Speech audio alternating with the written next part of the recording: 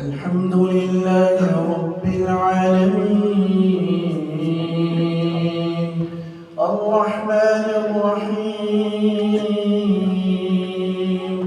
مالك يوم الدين إياك نعبد وإياك نستعين اهدنا الصراط المستقيم صراط الذين أنعمت عليهم غير المغضوب عليهم ولا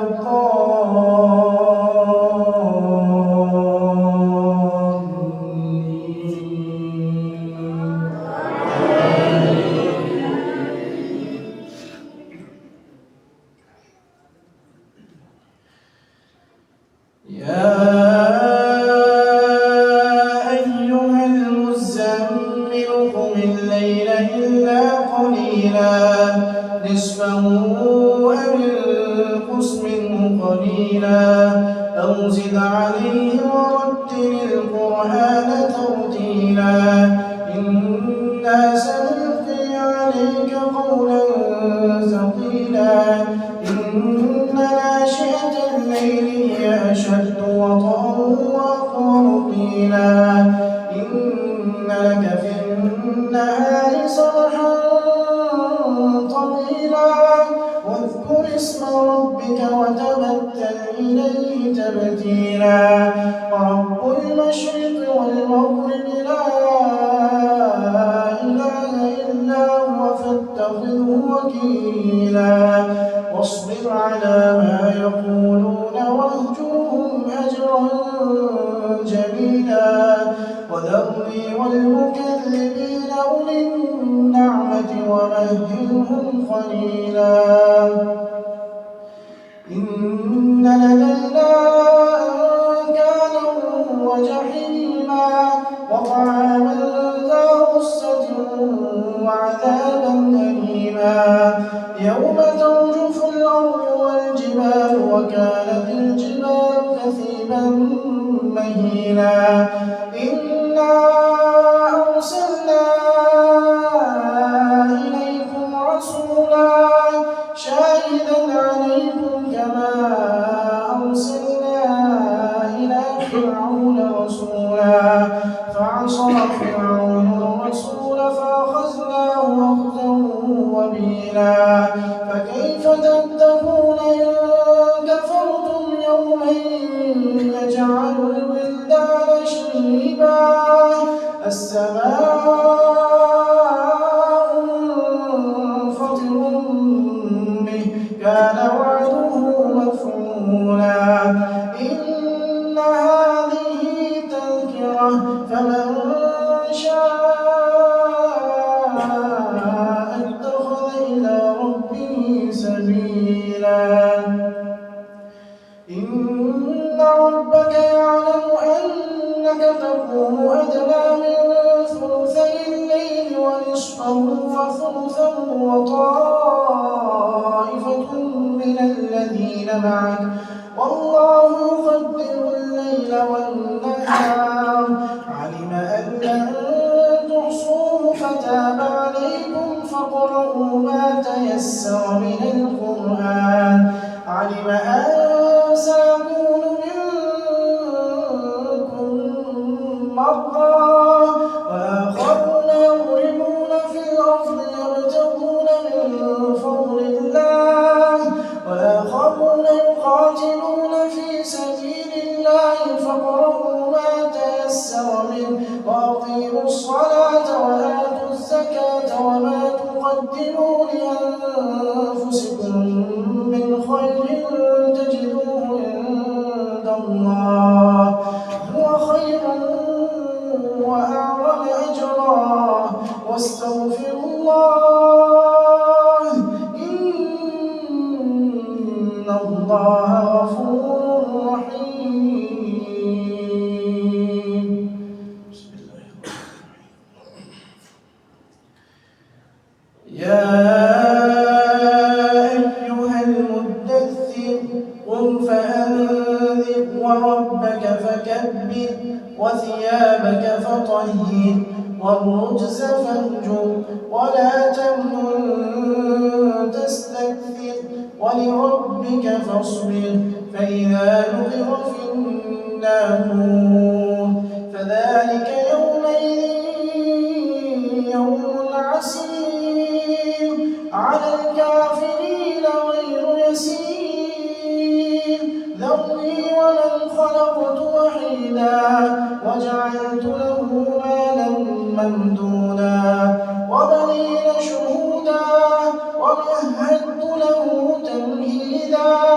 ثم يطمع أن أزيد كلا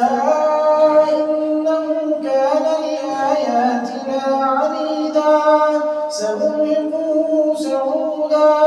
إنه فكر وقدر فقتل كيف قدر ثم قتل كيف قدر ثم نذر ثم عبس وبصر ثم أدبر واستكبر فقال إن هذا إلا سحر يؤثر إن هذا إلا قول البشر سأصليه سقر وما أدراك ما سقر لا تبقي ولا تذر نزاحة للبشر عليها 19 وما جعلنا أصحاب النار إلا ملائكة إن هذا لقول البشر سأصليه سقر وما أدراك ما سقر لا تبقي ولا تذر لواحة للبشر عليها 19 وما جعلنا أصحاب النار إلا ملائكة وما جعلنا عدتهم إلا فتنة للذين كفروا ليستيقن الذين أوتوا الكتاب ويزداد الذين آمنوا إيمانا ولا يرتاب الذين أوتوا الكتاب والمؤمنون وليقول الذين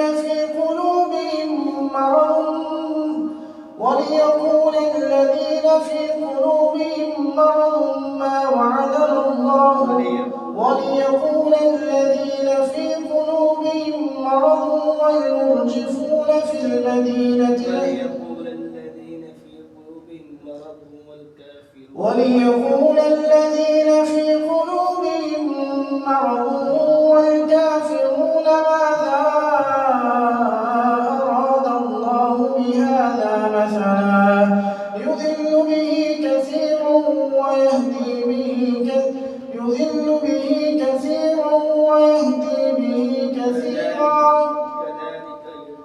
كذلك يضل الله يهدي من يشاء وما يعلم جنود ربك إلا هو وما هي إلا ذكرى للبشر كلا والقمر والليل إذ أدبر والصبح إذا أسفر إنها لإحدى الكبر نذيرا للبشر لمن شاء منكم أن يتقدم أو يتأخر كل نفس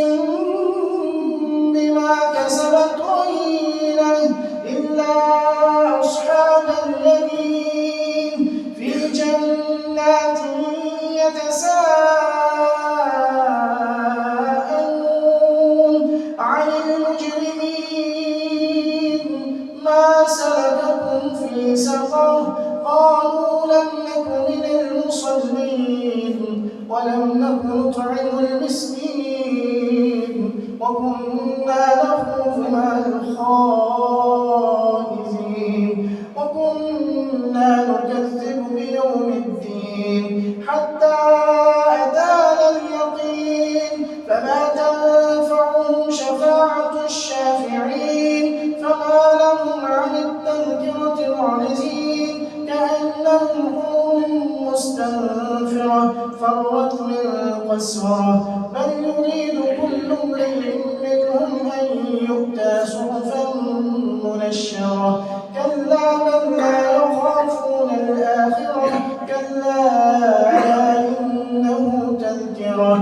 فمن شاء ذكره وما يذكرون إلا أن يشاء الله هو أهل التقوى وأهل المغفرة. الله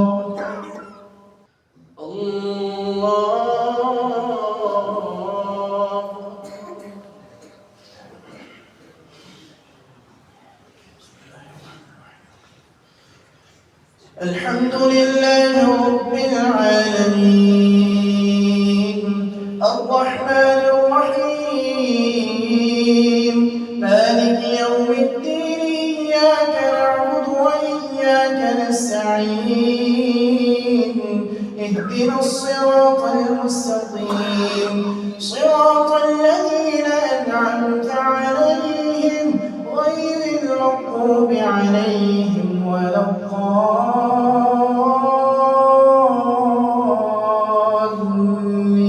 الضالين.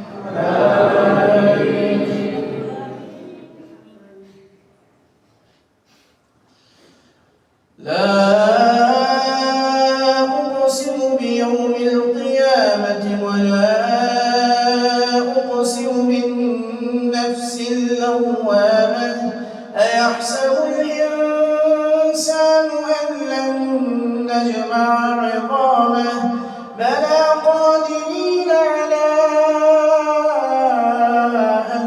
نسوي بنانه بل يريد الإنسان ليفجر أمامه يسأل أيان يوم القيامة فإذا برق البصر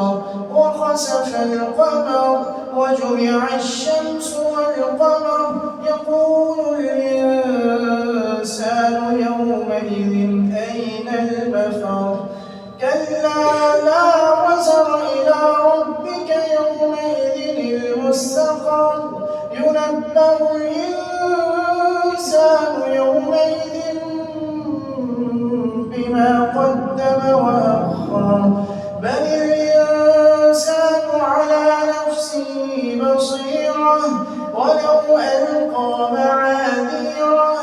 لا تحرك به لسانك لتعجل به إن علينا جمعه وقرآنه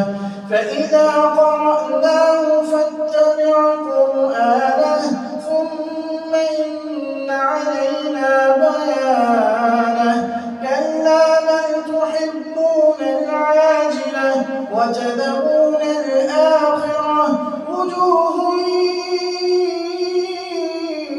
يومئذ ناظرة إلى ربها ناظرة ووجوه يومئذ باسرة تظن أن يفعل بها فاقرة كلا إذا بلغت التراقي وقيل من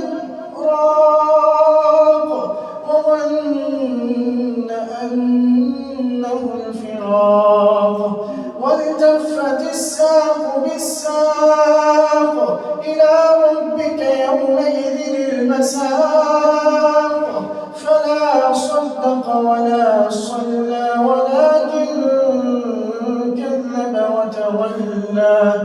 ثم ذهب إلى أهله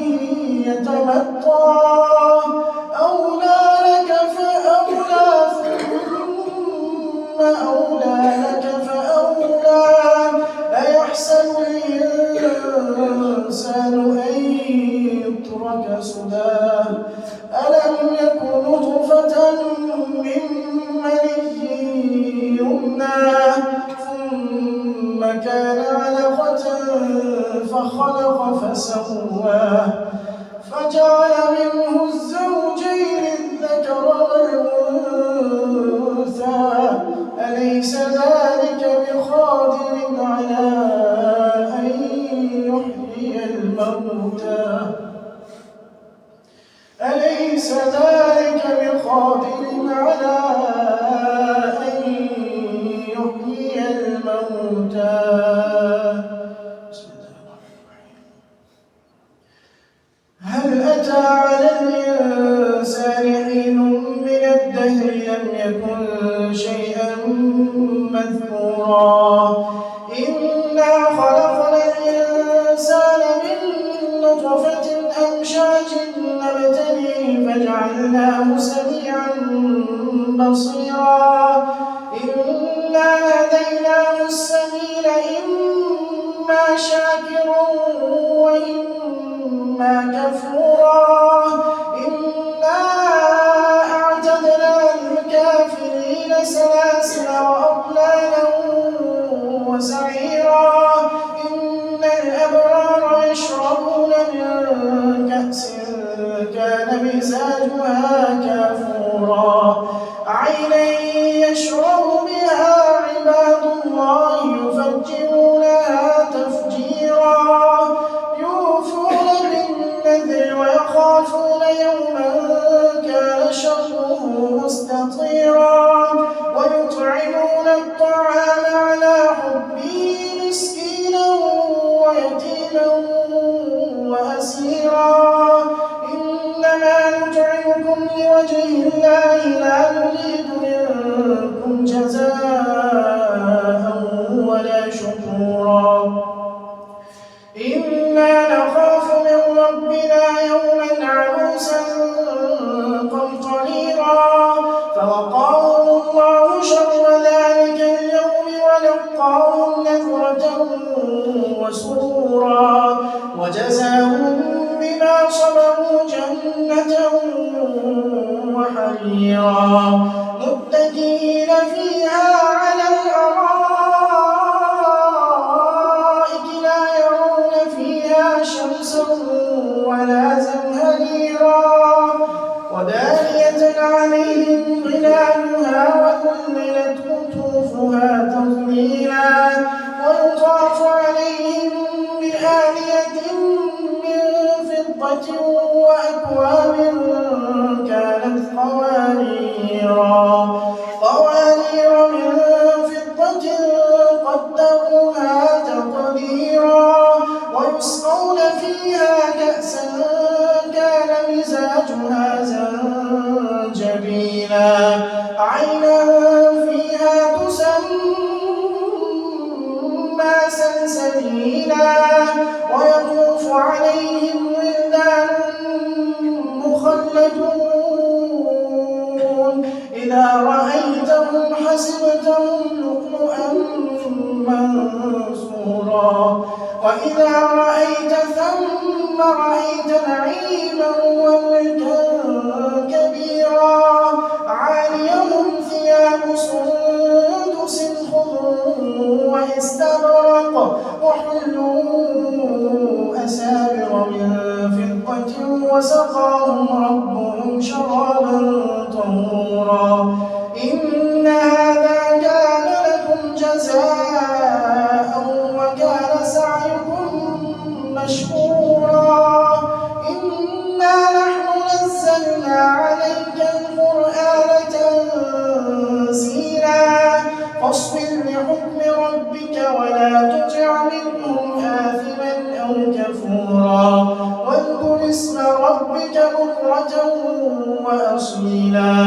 ومن الليل فاسجد له وسبحه ليلا طويلا إن هؤلاء يحبون العاجلة ويذرون وراءهم يوما ثقيلا نحن خلقناهم وشددنا أسرهم وإذا شئنا بدلنا أمثالهم تبديلا إن هذه تذكرة فمن شاء اتخذ إلى ربه سبيلا وما تشاءون إلا أن يشاء الله إن الله كان عليما حكيما يدخل من يشاء في رحمته والظالمين أعد لهم عذابا أليما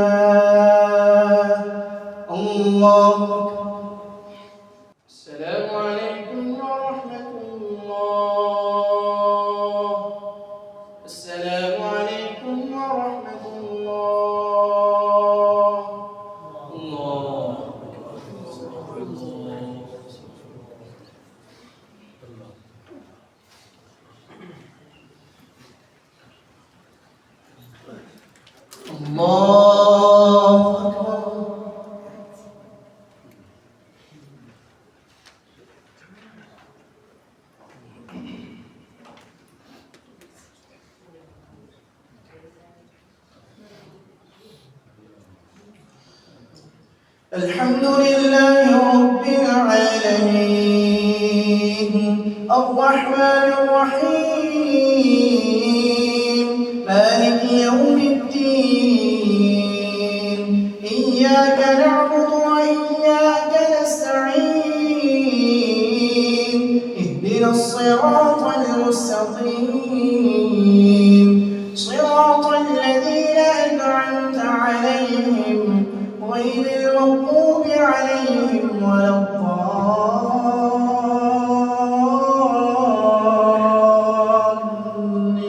الضالين آمين.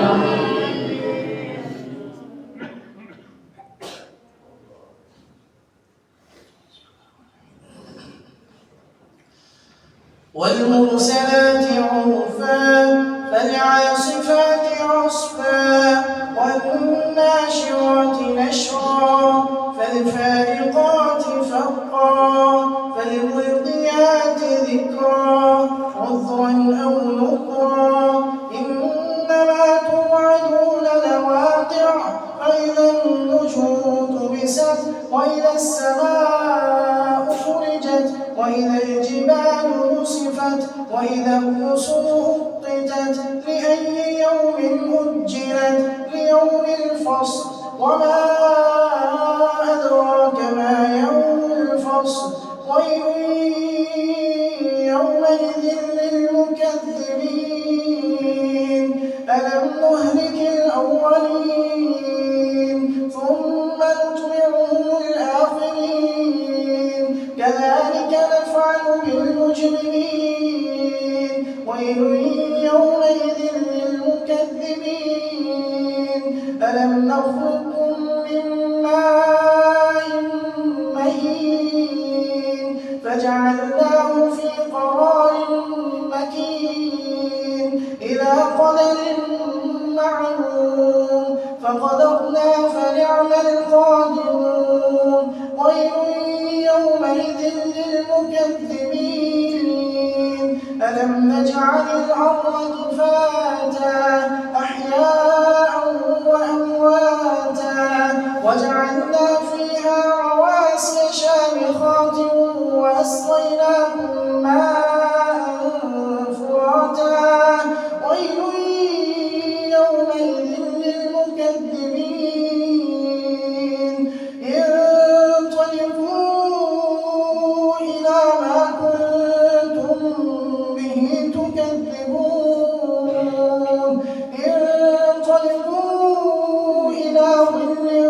ذي ثلاث شعب لا ظليل ولا يغني من اللهب إنها ترمي بشرر كالقصر كأنه جمالة صفر ويل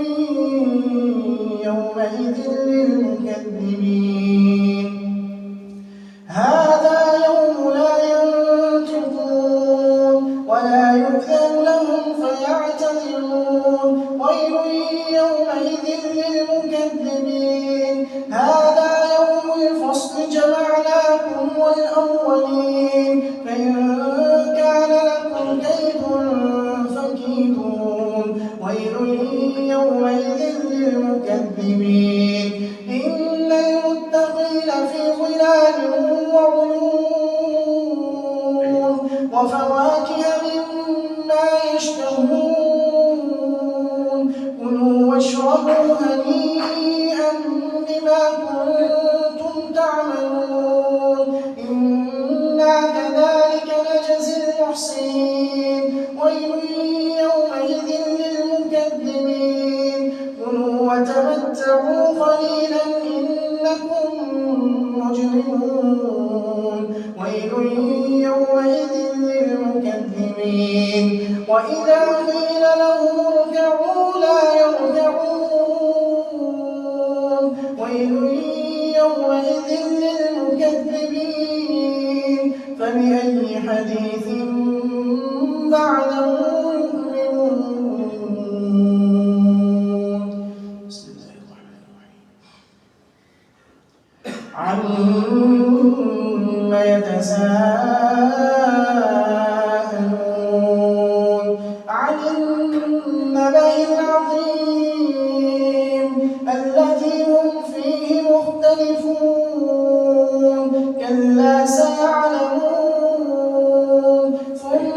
كلا سيعلمون ألم نجعل الأرض مهادا والجبال أوتادا وخلقناكم أزواجا وجعلنا نومكم سباتا وجعلنا الليل لباسا وجعلنا النهار معاشا وبنينا فوقكم سبعا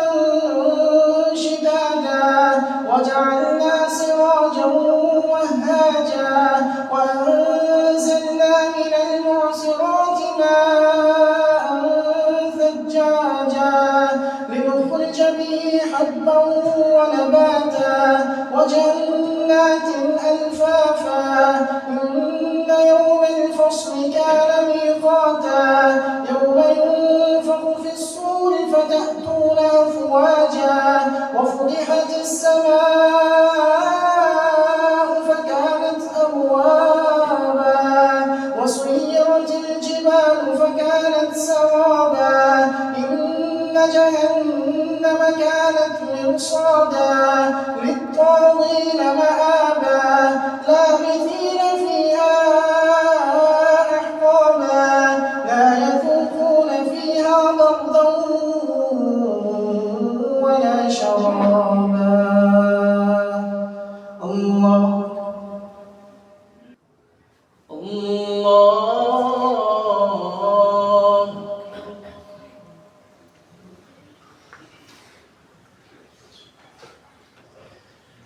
الحمد لله رب العالمين الرحمن الرحيم مالك يوم الدين إياك نعبد وإياك نستعين اهدنا الصراط المستقيم صراط الذين أنعمت عليهم غير المغضوب عليهم ولا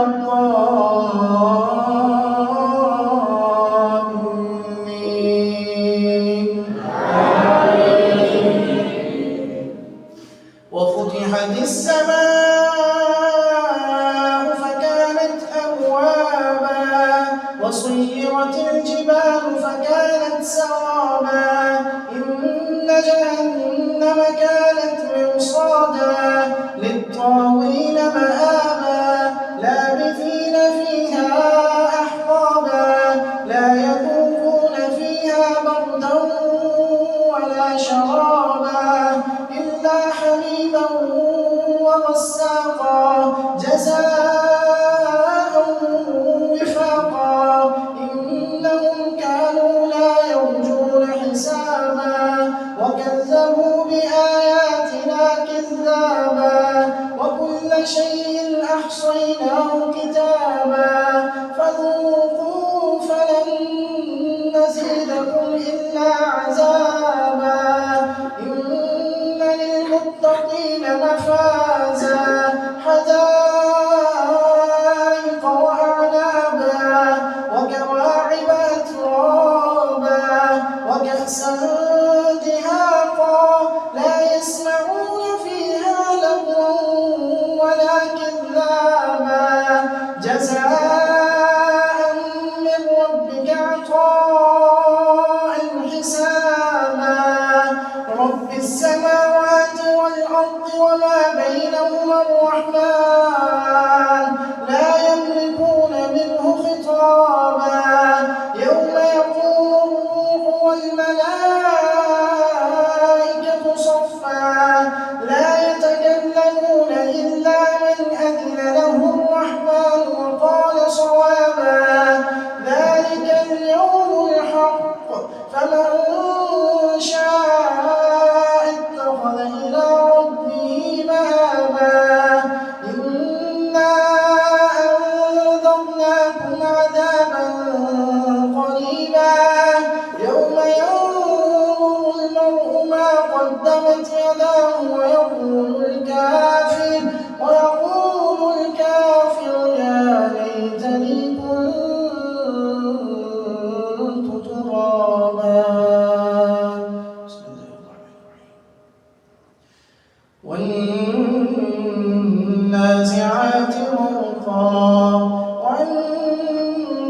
والناشطات نشطا والسابحات سبحا فالسابقات سبقا فالمدبرات أمرا يوم ترجف الراجفة تتبعها الرادفة قلوب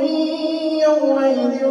واجفة أبصارها خاشعة يقولون أئنا لمردودون في الحافرة أئذا كنا عظاما نخرة قالوا تلك إذا كرة خاسرة فإنما هي زجرة واحدة فإذا هم بالساهرة هل أتاك حديث موسى إذ ناداه ربه بالوادي المقدس طوى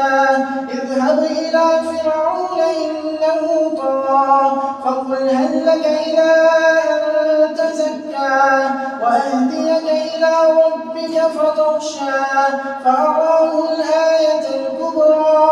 فكذب وعصى ثم أدبر يسعى فحشر فنادى فقال أنا ربكم الأعلى فأخذه الله نكال الآخرة والأولى إن في ذلك لعبرة لمن يخشى أأنتم أشد خلقا أم السماء بناها رفع سمكها فسواها وأغطش ليلها وأخرج ضحاها والأرض بعد ذلك دحاها أخرج منها ماءها ومرعاها والجبال أرساها متاعا لكم ولأنعامكم فإذا جاءت الطامة الكبرى يوم يتذكر الإنسان ما سعى وبرزت الجحيم لمن يرى فأما من طغى وآثر الحياة الدنيا فإن الجحيم هي المأوى وأما من خاف مقام ربه ونهى النفس عن الهوى فإن الجنة هي المأوى يسألونك عن الساعة أيان مرساها فيم أنت من ذكراها إلى ربك منتهاها إنما أنت منذر من يخشاها كأنهم يوم يرونها لم يلبثوا إلا عشية أو ضحاها عبس وتولى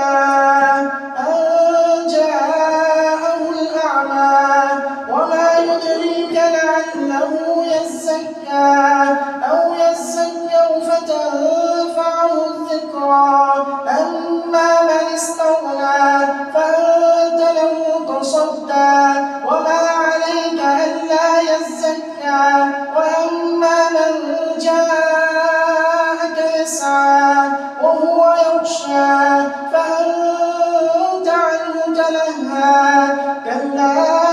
إنها تذكرة فمن شاء ذكره في صحف مكرمة مرفوعة مطهرة بأيدي سفرة كرام بررة قتل الإنسان ما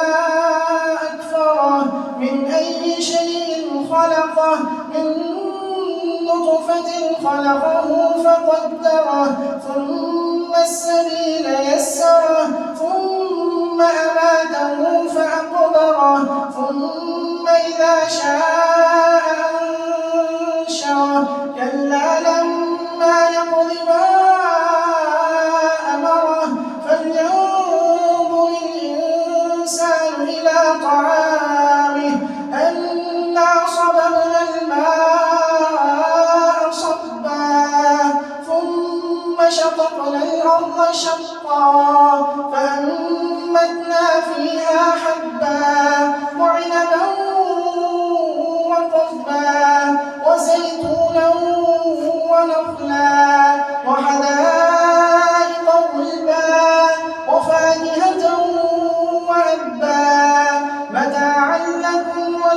نعامكم فإذا جاءت الصاخة يوم يفر المرء من أخيه وأمه وأبيه وصاحبته وبنيه لكل امرئ منهم يومئذ شأن يغنيه وجوه يومئذ مسفرة ضاحكة مستبشرة ووجوه يومئذ عليها غبرة ترهقها قترة أولئك هم الكفرة الفجرة. الله